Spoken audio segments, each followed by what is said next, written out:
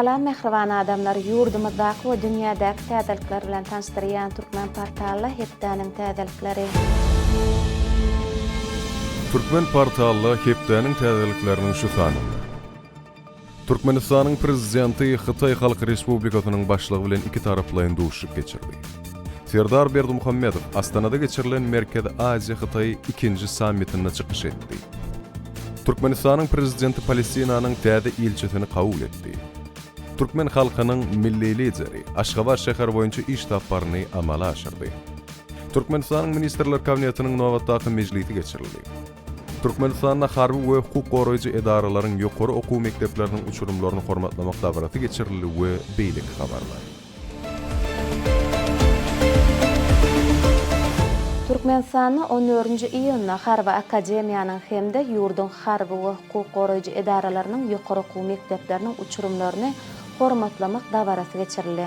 Konstitusiýa binasynyň öňündäki meýdançada dabaraly ýagdaýda Harby Akademiýanyň dinleýijilerini ýokary hünär bilim maradaky diplomlar we döşe dakylýan nişanlar harby we hukuk goraýjy edaralaryň ýokary okuw mekdeplerini tamamlanlara bolsa serkerdelik şahsiýetnamalary goşuruldy.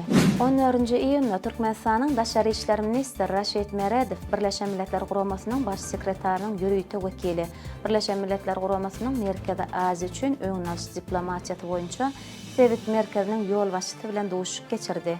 Duşugyň başynda taraplar Türkmenistanyň Sewit merkeziniň Merkezi Aziýadaky maksatnamalaryna we taslamalaryna gatnaşmak bilen bagly meseleleri aralyp maslahatlaşdylar. 16-njy iýunda Türkmenistanyň prezidenti Serdar Berdimuhammedow vice-premier Atahaliyevň hemde welaýetleriň häkimleriniň gatnaşmagyna oba hojalyk toplumynyň meseleleri boýunça sanly ulgam arkaly iş maslahatyny geçirdi. Häzirki wagtda welaýetlerde buğdoý orogy dowam edýär. Gowa çekilen ýerlerde iýdegi işler alınıp berilýär. Gök bakça ekinleriniň şalynyň gançygy nurunyň ekişi we ýetişdirilen hatyly ýygnap almak boýunça işler ýerine ýetirilýär. Döwlet başçysynyň hasabatlary diňläp dowam edýän möhsümlüğin oba hojalyk işlerini agrotehnikanyň kadrlaryna laýyklykda ýerine ýetirmek üçin ähli derur çäreleri görmek tapşyrdy. 16-njy iýunda mejlisiň başlygy Gulmanowa Sloveniýa Respublikasynyň Türkmenistandaky täze ilçisi Alenka Shodolnikdan ananç hatyny kabul etdi. Söhbetdeşligiň başynda diplomat Türkmenistanyň içeri we daşary siýasatynyň esasy ugurlary bilen tanışdyryldy. İlçi iki ýurdun arasyndaky dostlukly gatnaşyklary mundan beýlekde putulanyrma orduny tagalla etjekdigini bellädi. 16-njy iýunda Türkmenistanyň Daşary işler ministri Raşid Meredow bilen Birleşen Milletler Guramasynyň çağalar gaznasynyň Türkmenistanyň wekilhanasynyň ýol başçysy häzirki wagtda Birleşen Milletler Guramasynyň Türkmenistanyň hemişelik utgoşdurjysynyň wezipesini ýerine ýetirýän Jalpar Adnanyň arasynda duşup geçirildi. Taraplar Türkmenistanyň Birleşen Milletler Guramasy we onuň edaralary bilen alyp barýan gatnaşyklarynyň möhüm ugurlaryny aralyp maslahatlaşdylar. Hususan Türkmenistanyň amala aşyrýan insanperwer işlerine degişli meselelere degilip geçildi.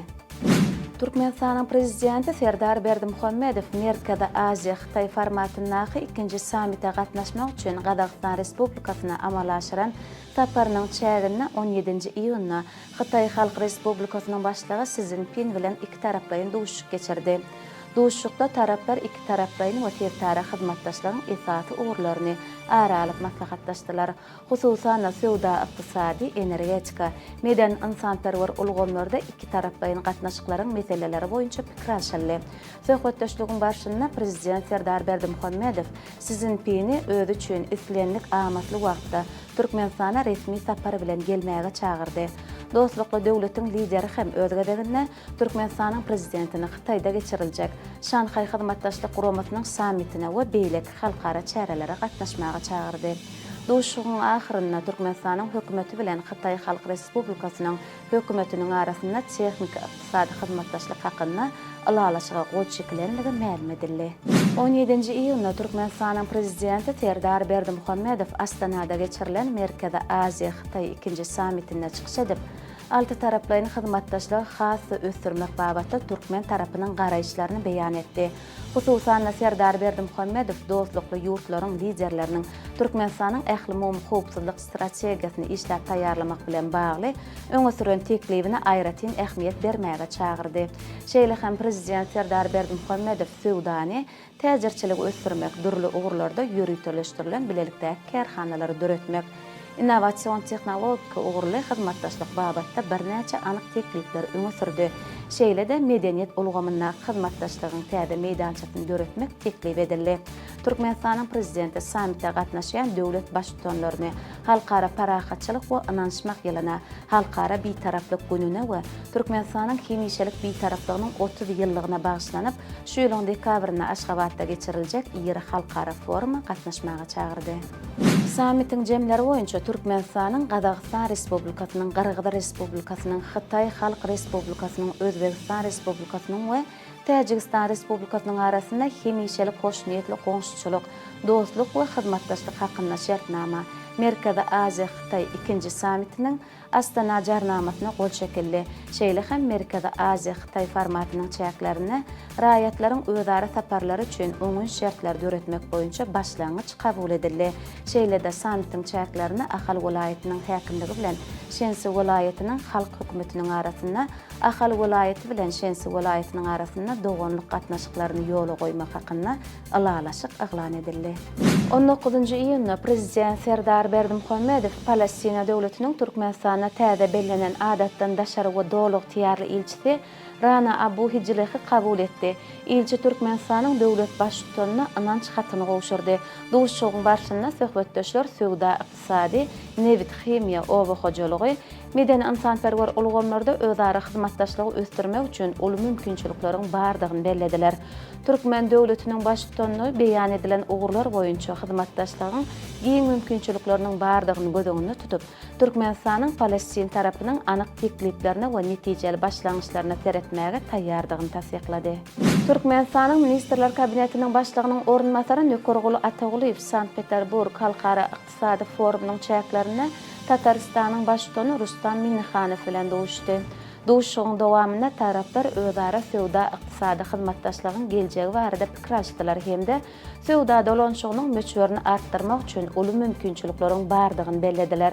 Şeýle hem Sankt-Peterburg Halkara Ykdysady Forumy 2025-nji çäklerine ykdysady hyzmatdaşlyk boýunça hökümetara Türkmen Rus toporunyň başlyklary vice-premier Nökergul Ataguliýew bilen Russiýa Federasiýasynyň hökümetiniň başlygynyň ornmasary Murat Husnullyň duşugy geçirildi.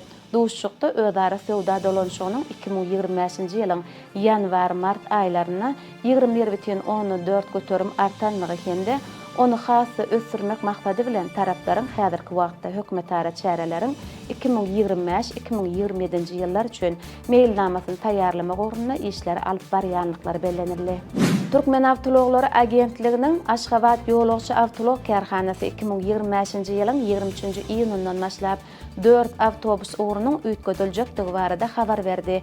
100-nji ugur Tekebadar Arkadağ şäheri 23-nji iýundan başlap Janly Tebigatyň Milli Muzeýine has oňoýly barmagy mümkinçilikleridir. 97-nji ugur Büzmöýin täze zaman bolsa 27-nji iýundan diňe Büzmöýin bekedine çenli gatnar. Täze Bagır Büzmöýin ugru açylanlygy sebäpli 63-nji Tekebadar Büzmöýin ugru gökçe ýaşaýyş toplumyna çenli uzaldylar we 7-nji iýuldan başlap täze Büzmöýin Bagır ady bilen hereket eder. 4-nji Arduw Ýalkym ugru gökçe ýaşaýyş toplumynyň üssü bilen Güneş we Ataýew köçeleri boýunça gatnar we Bagır gökçe halkasynyň günnögör tarapyna çenli hereketini dowam eder. 20-nji iýunda prezident Serdar Berdimuhammedow sanly ulgam arkaly Türkmenistanyň Ministrler Kabinetiniň nowatdaky mejlisini geçirdi. Mejlisde döwlet durmuşyna degişli birnäçe meseleler teredildi. Ilki bilen mejlisiň başlygy Gulman we Milli Parlamentiň alyp barýan işi barada maglumat berdi. Soňra vice-premierler hemde Ministrler Kabinetiniň ýanynaky Ulug we Kommunikasiýalar Agentliginiň baş direktory gödäwçilik edýän ulgamlaryna alyp barýan işler barada hasabatlar berdiler. Döwlet başçysyny hasabatlary diňläp, ýurduň durly toplumlaryna dowam edýän işler bilen baglykda degişli yol başçılara anyk tapşyryklar berdi. Şeýle hem hökümet mejlisiniň başçysyna prezident Serdar Berdimuhammedow Türkmenistana 2026-njy ýylda bugdaýyň bol hatylyny öňürmek hakynda karara, şeýle-de Türkmenistanyň raýat aviasiýasyna uçuşlaryň howpsuzlygyny üçin etmek maksady bilen bu ugurda taýýarlanan degişli resminama gol çekdi. 20-nji ýylda Türkmen halkynyň milli lideri Türkmenistanyň halk maslahatynyň başlygy Gurbanuly Berdimuhammedow Aşgabat şäheri boýunça iş tapary amala aşyryp, guruluşy tamamlaýjy tapgyrlarda alınıp barylan stomatologiya merkezine bardy we bu ýerde merkeziň enjamlaşdyrylyşyna, binanyň ýanaşyk ýerleriniň abadanlaşdyrylyşyna degişli şekil taslamalar hemde deskalaryň çytyglary bilen tanışdy. Tanışlyk çäresinde Türkmenistana saparda bolýan Germaniýanyň belli stomatolog Lukman professor Axel Zöllner hemde onuň kärdeşleri hem gatnaşdylar. Täze merkeziň enjamlaşdyrylyşy bilen bir hatarda degişli hunarmenleriň taýýarlanylmagy, lukmanlaryň hunar derejesiniň kämilleşdirilmegi, saglyk goruş idaralarynyň çäkleriniň abadanlaşdyrylmagy bilen bagly meseleler barada hem bellenildi. Dünya täzelikleri. Qırgızistanyň Uçkun döwlet konserni Namibiýa üçin biometrik resminamylary çap etmäge başlady. Daşary ýurtly sargytçy üçin biometrik pasportlaryň ilkinji tapgary eýem çap edildi we gowşuruldy. Gurrun 130 000 pasport barada barýar. Namibiýa tarapy olaryň hiline ýokary baha berdi hemde täze sargyt etmek kararyna geldi. Qırgızistan pasportlary taýýarlamaga geçen ýylyň ýazyna girişdi. 2024-nji ýylyň tomtunyna ýurdun raýatlaryna milli önümçüligindäki pasportlar paýlanyp başlandy. Russiýa Federasiýasynyň Sankt-Peterburg şäherinde Peterburg Halkara Ykdysady forumy öz işine başlady. 21-nji iýuny çenli dowam etjek ýyr çäräniň baş temasy umumy gymmatlyklar, köppalyar dünýäde ösüşiň esasy diýilip adlandyryldy. Forumuň çäklerine ykdysadyýat, durmuş tehnologiýalary ýaly mowduklar boýunça 150 sany mejlis, 19 sany işgörlik dialoglar hemde geljegiň güni diýen at bilen halkara ýaşlar ykdysady forumy geçirilen. Peterburg Halkara Ykdysady forumyny Russiýanyň NTV teleýaýlymy we Soyuz Multfilm kinostudiýasy Durvaqala adly riwayaty multiseriýalyň ähengine doly öwrümli çeper filmi döretmek barada alalaşyk baglaşdylar. Film uly ekranlara 2028-nji ýylda çykarylar. Onuň önümçüligi bilen Temp kinokompaniýasy meşgullanýar. Täze filmiň suraty alnyş işleri goly ýyllarda başlanar. Russiýa we Täjikistan birlikdäki Sankt-Tudinsk GES 1 kärhanasynyň öňünde toplanan elektrik energiýasy üçin bergileri tapgyrlaýyn geçmek barada alalaşyk gol çekdiler.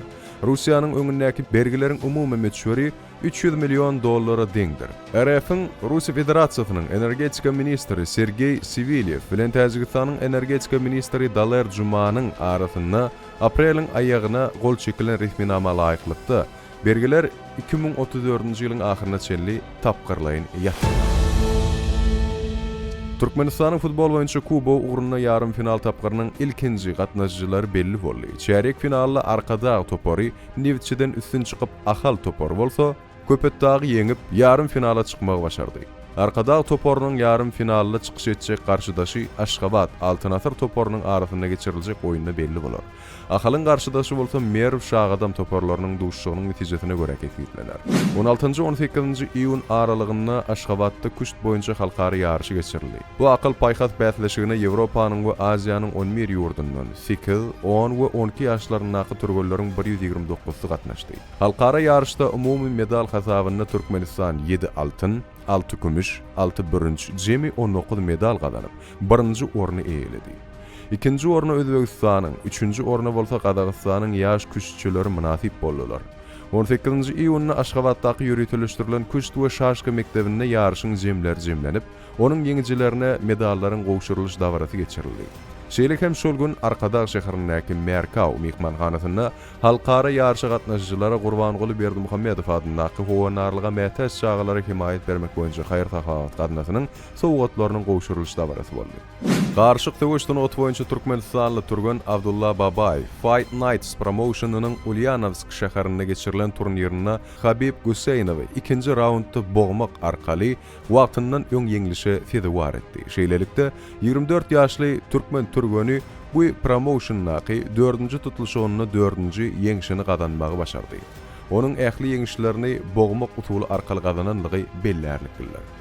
Ozal habar berişimi diýal Abdullah Babayev bu töweşe taýýarlygyň çäklerini Makhaçkala şäherindäki Abdulmanap Nurmagamedowyň sport zalyna türgelleşdi. Türkmenistanyň futbol boýunça milli ýygyndysynyň ýarym goragçysy Ruslan Mengazow Gonkong'un Kitchi futbol kluby bilen şertnamasyny 2026-njy ýylyň tomtuny çenni udaldy. 33 ýaşly futbolçy bu kluba 2022-nji ýylyň aprel aýyna geçipdi.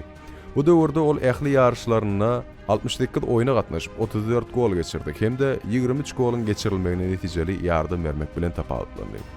Geçen mewsimde Kitchi topary Gonkong'un çempionatyna 4-nji orny eýledi. Transfer Market portalynyň maglumatlara görä, Mengazowyň transfer bahaty 200.000 euro diýilip ataplandy.